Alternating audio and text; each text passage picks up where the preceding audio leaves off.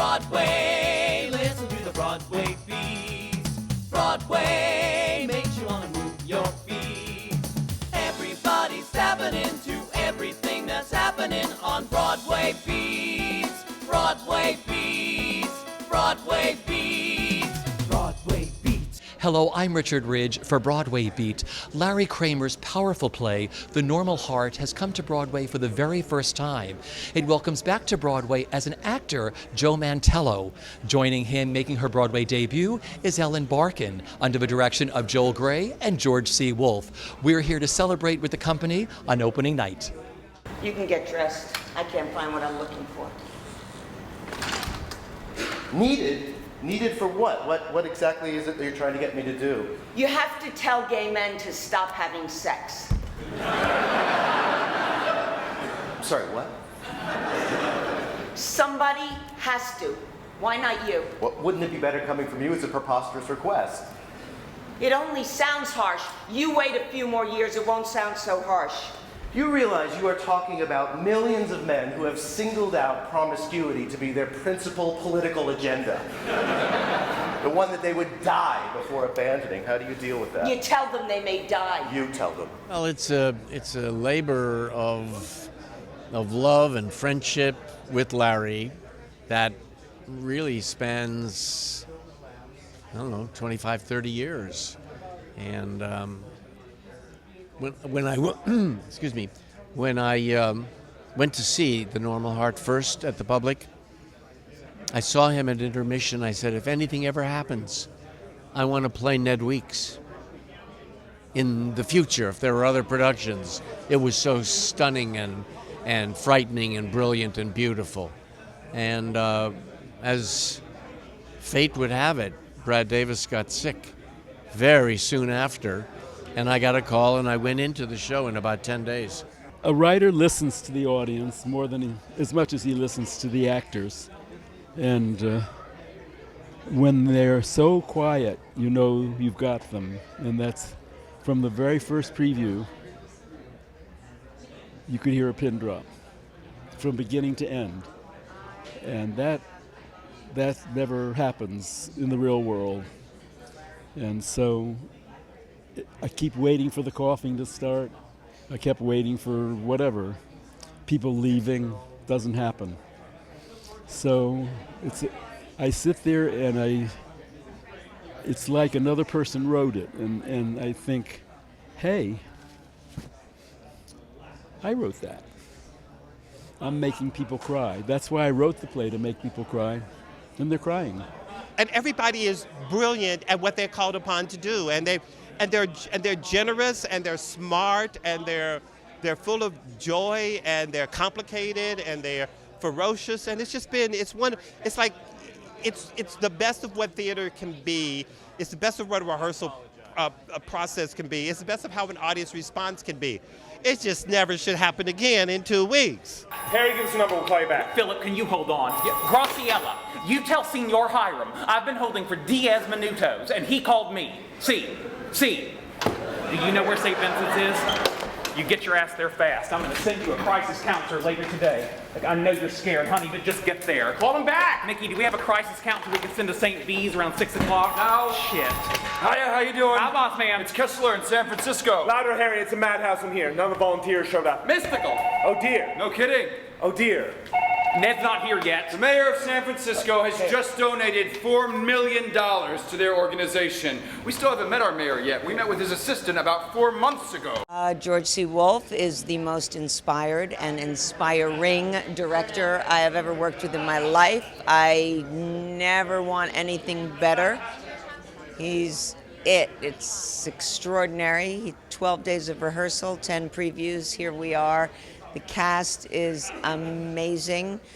We all are madly in love with each other, and Joe Mantello just carries us all on his thin shoulders every night across this play, and it's extraordinary. It's very emotional, it's very profound, and I'm very proud of all of us. It's just been impactful. It's been, I've done so much theater in my life, and this production, this play, and the way this play is being done taps into so many of the things that made me want to do theater to begin with. A play with a subject matter and a way of doing it that really affects people when they watch it. And then the way this particular production's being staged, and how we're all on stage for so much of it, and you're such a part of the ensemble. That's what's attractive, I think, to a lot of young actors who want to be them. Like, you see that when you're young, and you're like, I want to be a part of that. And that's what just keeps hitting me again and again about this, is that, I would have been very happy doing several different plays this summer, I'm sure. I'm thrilled to be here. But this in particular is cherry after cherry on top of that. And it's very emotional every single night, in a different way, too. There's like the audience of people who knew people that died and who lived through the epidemic, but then there's the audience that I'm actually more interested in, of people who were unaware that this can actually happen in New York City. This happened in New York City. This happened in the cool part of town. Like, I live in the Village. I lived in the Village for a long time. And I try to imagine what the Village looked like in 1982 and 83, and I'm like, I actually, even working on the play, can't wrap my head around how hard and complicated that was. And to think that people were St. Vincent's, Bellevue, they were war zones. What I love about the roles that I play is one of them breaks your heart, and the other hopefully makes you laugh a little bit. So it's a great little sort of duality I get to do. Yeah. And just Larry's words, when you first read the play, what went through your mind and what it means to you? I wanted to sort of scream, I wanted to laugh, I wanted to fight with him. I think that's the thing I've taken most from it. I want to be a fighter like Larry.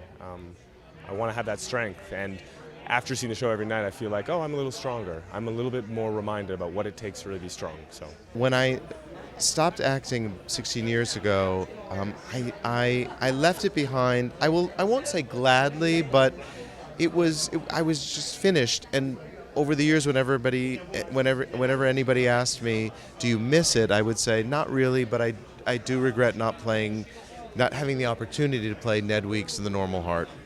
And so when this opportunity came up with Joel, when Joel was doing the reading, I knew it was a sort of a now or never kind of thing. And working with Larry Kramer, having him around, what that's been like? Well, I've known Larry for many, many years, and he's been a hero of mine for much longer than that. And he's very generous. He was a great resource when working on the play, an incredible supporter. He comes back every night. He's out there every night handing out letter. It's really, he's a person who puts his money where his mouth is. Ned, you can be gay. You can be proud, no matter what I think. Everybody's oppressed by somebody else in some form or another. Some of us learn how to fight back, with or without the help of others, despite their opinions, even those closest to us.